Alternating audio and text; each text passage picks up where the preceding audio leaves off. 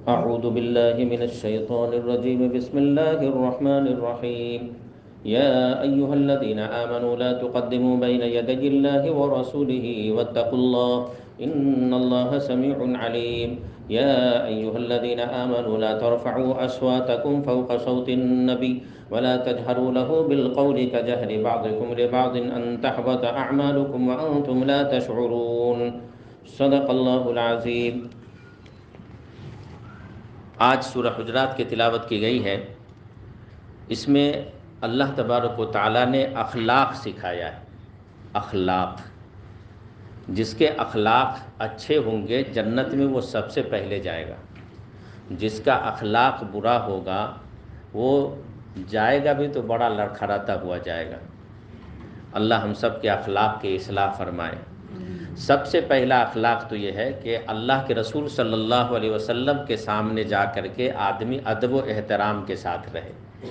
آج جو لوگ جاتے ہیں، موبائل کا زمانہ ہے، عجیب عجیب ماحول دیکھنے کو ملتا ہے. سیلفی سیلفی سیلفی، روضہ مبارک پہ جا کر کے سیلفی.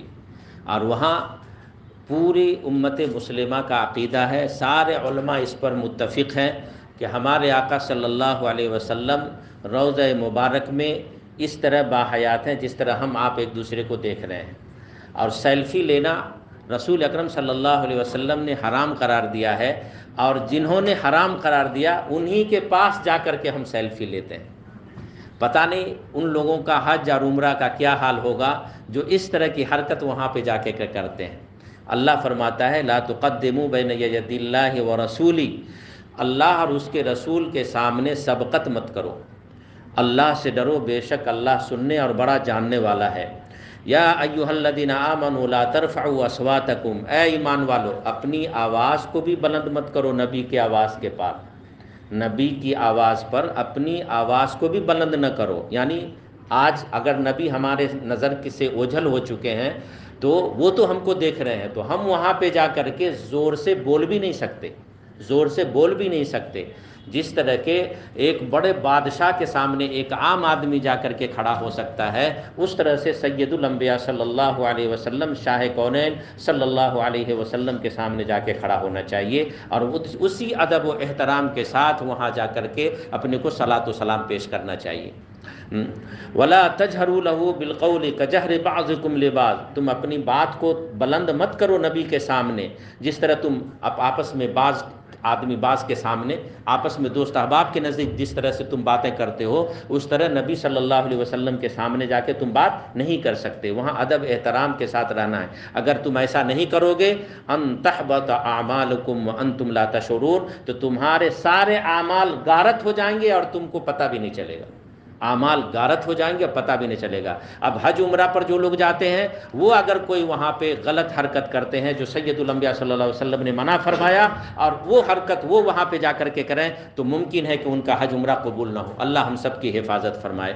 آگے اللہ پاک فرماتے ہیں کہ جب کوئی دو مسلمان آپس میں جھگڑ پڑے دو مسلمان، اب انسان ہے، ان کے ساتھ برائی بھی ہے، اچھائی بھی ہے، شر بھی ہے اور خیر بھی ہے، لگا ہوا ہے، شیطان بھی پیچھے پڑا ہوا ہے. تو اگر دو آدمی جھگڑ جائے تو کیا کرنا چاہیے؟ تو تیسرا آدمی کو چاہیے کہ ان دونوں کی صلح کر دیں. یہ صلح کرانے والا بہت بڑا ثواب پائے گا، بہت بڑا ثواب پائے گا. ان طائفتان من المؤمنین اقتتلوا فاصلحوا بینہما، جب مسلمانوں کا دو گروپ یا دو آدمی یا دو خاندان اگر آپس میں جھگڑ جائیں تو تیسرے کو چاہیے کہ اس کے اندر صلح کر دیں. فاصلحوا بینہما بالعدل، صلح کریں گے عدل انصاف کے ساتھ. ایسا نہیں کہ ہمارا کوئی اپنا قریبی ہے تو اس کے طرف ہم جھک جائیں گے، یا جو تھوڑا دور کا ہے تو اس کے طرف اکڑ جائیں گے. ایسا نہیں، جو انصاف کی بات ہوگی وہی کریں گے. آخر اور ایک اصلاح کی بات، یا ایھا الذین آمنوا لا یسخر قوم من قوم عسى ان یکونوا خیرا منهم، اخلاق کی بات. اے ایمان والو، تم میں کا کوئی آدمی کسی آدمی کا مذاق نہ اڑائے. اب آدمی ہے، کوئی آدمی اگر کسی سے کمزور ہے، مذاق عام طور پہ آدمی وہی اڑاتا ہے جو اپنے آپ کو تکبر کرتا ہے.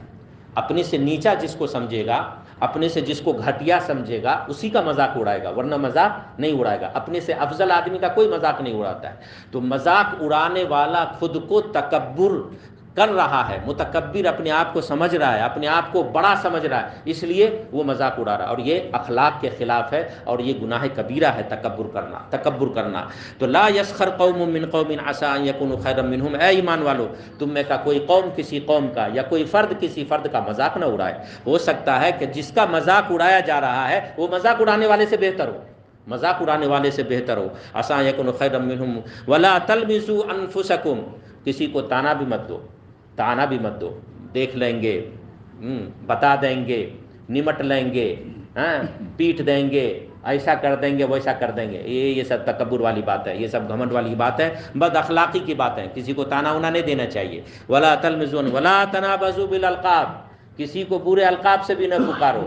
اب آج کل ذات دھرم کو لے کر کے یا تھوڑا سا اونچ نیچ جو مسلمانوں میں بھی ہو گیا، یہ کجرا، یہ دھنیا، یہ فلاں، یہ بہاری، یہ بھیا، یہ چلنا، یہ پھلنا، یہ چلنا، یہ سب کیا ہے؟ یہ سب انسان کو نیچے دکھانے کے لیے بولا جاتا ہے، نیچے دکھانے کے لیے بولا، یعنی میں تم سے اچھا ہوں، تو ایسا ہے، تم میرے نزدیک گھٹیا ہے، گرا ہوا ہے۔ یہ تکبر اللہ کو پسند نہیں ہے، چور دے گا اللہ تعالیٰ، اس دماغ کو چور دے گا، یہاں بھی نہیں تو پھر آخرت میں ضرور چورا کر دے گا۔ تو اللہ ہم سب کو ایسے بڑے بڑے بولنے سے حفاظت فرمائے۔ بئس الاسم الفسوق بعد الایمان ومن لم یتب فاولئک هم الظالمون۔ آگے یا ایھا الذین آمنوا اجتنبوا کثیرا من الظن ان بعض الظن اسم، کسی کے بارے میں برا گمان بھی مت کیا کرو، برا گمان، خواہ گمان پر گمان کیے جا رہے ہیں، وہ ایسا ہے، وہ ویسا ہے، فلاں ہے، چلا، یہ چور ہوگا، یہ ڈکیت ہوگا، یہ بے ایمان ہوگا، یہ حرام کھاتا ہے، یہ ایسا کرتا ہے، اس کی کمائی حرام کی ہے، یہ ظالم ہے، فلاں، نہیں، ایسا برا گمان جب تک تحقیق نہ ہو کسی کے بارے میں کچھ نہیں سمجھنا چاہیے۔ ولا تجسسوا، کسی کے ٹوہ میں بھی نہیں پڑا کرو، یہ کہاں جاتا ہے، یہ کیا کرتا ہے، یہ کہاں سے لاتا ہے، یہ کہاں خرچ کرتا ہے، یہ اتنا اچھا کیوں کھاتا ہے، یہ اچھا کیوں پہنتا ہے، اس کے پاس دکان پر دکان کیوں ہو رہی ہے، یہ سب ٹوہ کرنے کی تم کو کیا ضرورت ہے؟ بھائی جو دے رہا اللہ دے رہا ہے، وہ اس کا معاملہ اس کے اللہ کے ساتھ ہے، تو کون ہوتا ہے اس کے ٹوہ میں پڑنے والا؟ تم کو کیا پڑی ہے؟ تم اپنی فکر کرو نا، تم اپنا سوچو نا، دوسرے کی فکر میں پڑا ہوا خواہ رات دن پریشان ہے۔ ولا تجسسوا ولا یغتب بعضکم بعضا، کوئی کسی کی غیبت بھی نہ کرے، کوئی کسی کی غیبت کہتے ہیں ایسی بات جو بندہ کسی کے سامنے کرے اور اس کو برا لگ جائے، تو یہی غیبت والی بات ہے۔ تو وہی بات اگر پیٹھ پیچھے کرے تو سامنے کرے گا تو برا لگے گا، اور پیٹھ پیچھے اس کی برائی دوسروں کے نزدیک بول رہا ہے، اچھال رہا ہے اس کو نیچا دکھانے کے لیے، تو یہ غیبت ہے، ایسا نہیں کرنا چاہیے۔ اور اگر سامنے میں ایسی بات کر رہا ہے جو اس سامنے والے کو بری لگ رہی ہے وہ بات، تو یہ تانا ہے جو ابھی پہلے گزرا، ولا تلمزوا انفسکم۔ مگر کوئی پیٹھ پیچھے برائی کر رہا ہے کسی کی تو وہ غیبت ہے، اور غیبت کی کیا سزا ہے؟ اللہ فرماتا ہے ایحب احدکم ان یاکل لحم اخیہ، غیبت ایسا ہے، ایسا سمجھو کہ تم جو غیبت کر رہے ہو اس کا یہ ایسا تم مثال دے کے سمجھو کہ کوئی اپنے بھائی کو قتل کرے، ذبح کرے، سگا بھائی کو آدمی سینہ پر چڑھ جائے، چھری لے، اس کو ذبح کرے، پھر اس کی بوٹیاں بنائے، اور بوٹی بنا کر کے چھوٹی بوٹی بنا کر کے اس کو تیل میں کڑکائے، مسالہ دے، کھائے، پھر اس کو خوب مزے سے کھائے۔ اللہ فرماتا ہے کہ تم ایسا کھانا پسند کرو گے، اس طرح کا گوشت کھانا پسند کرو گے، وہ بھی اپنے سگے بھائی کا گوشت کھانا پسند کرو گے؟ اللہ خود کہتا ہے فَكَرِهْتُمُوهُ، تم تو ایسا پسند نہیں کرو گے۔ تو جس طرح سے یہ عمل برا ہے کہ سگے بھائی کا آدمی گوشت نوچ کر کے کھائے، اسی طرح سے اس سے زیادہ برا عمل ہے کسی کی غیبت کرنا۔ ولا یغتب بعضکم بعض ایحب احدکم ان یاکل لحم اخیہ میتا فکرہتموہ، وہ بھائی مردار بھائی، زندہ بھائی کا گوشت نہیں، بھائی انتقال کر جائے اور اس انتقال کیا ہوا بھائی مردے بھائی کا گوشت کاٹ کے کوئی کھانا پسند کرے گا؟ زندہ کا تو کھانا پسند ہی نہیں کرے گا، مردہ کا کیسے کھائے گا؟ تو مردے بھائی کا گوشت کھانا جس طرح تم پسند نہیں کرتے ہو، میتن فکرہتموہ، تم تو نہیں پسند کرتے ہو، تو اسی طرح سے غیبت کو بھی پسند نہ کرو۔ ایک صحابی آئے حضور صلی اللہ علیہ وسلم کے پاس، کہا یا رسول اللہ میں روزہ ہوں۔ کہا تم تو ابھی کھانا کھا کے آئے ہو، تمہارے منہ سے بدبو آ رہی ہے گوشت کھانے کی۔ بولے نہیں یا رسول اللہ میں تو ابھی روزہ ہوں، صبح سے کچھ نہیں کھایا ہوں۔ نہیں تم کھا کر کے آئے ہو؟ تو ان کے ساتھ ایک صحابی کو بھیجا کہ تم کہاں سے ابھی آئے ہو، وہاں جاؤ، یہ کیا کیا کر کے آیا ہے؟ یہ کیا کر کے آیا ہے، اس کی مجلس کا پتہ لگاؤ۔ تو وہ گئے جہاں سے وہ بیٹھ کر کے آئے تھے، تو ان کے مجلس کا جا کے پتہ لگا تو بولے یہ فلانا صحابی کی غیبت کر کے آئے تھے۔ مطلب غیبت کرنا ہی، گوشت کھا لیا اس نے، اس کے اندر سے گوشت کی ڈکار آ رہی تھی، بدبو آ رہی تھی۔ مطلب یہ ہے کہ وہ جو غیبت کیا تھا تو روزے میں، مگر غیبت کر کے وہ اپنے مردار بھائی کا گوشت کھا کے آیا تھا، گوشت کھا کے آیا تھا، جس کو سید الانبیاء صلی اللہ علیہ وسلم نے اس کی آواز سے، اس کی سانس کی خوشبو سے محسوس فرمایا۔ پھر آپ نے فرمایا کہ تم نے غیبت کی ہے، تمہارے منہ سے غیبت کی بو آ رہی ہے، باس آ رہی ہے، یعنی گوشت کھانے کی باس آ رہی ہے، وہ بھی گوشت تم اپنے سگے بھائی کا کھا کر کے آئے ہو، اور روزہ کر رہے ہو اپنے آپ کو۔ اب روزے کے زمانے میں کوئی اس طرح کی حرکت کرے، کیا روزہ ہو جائے گا اس کا؟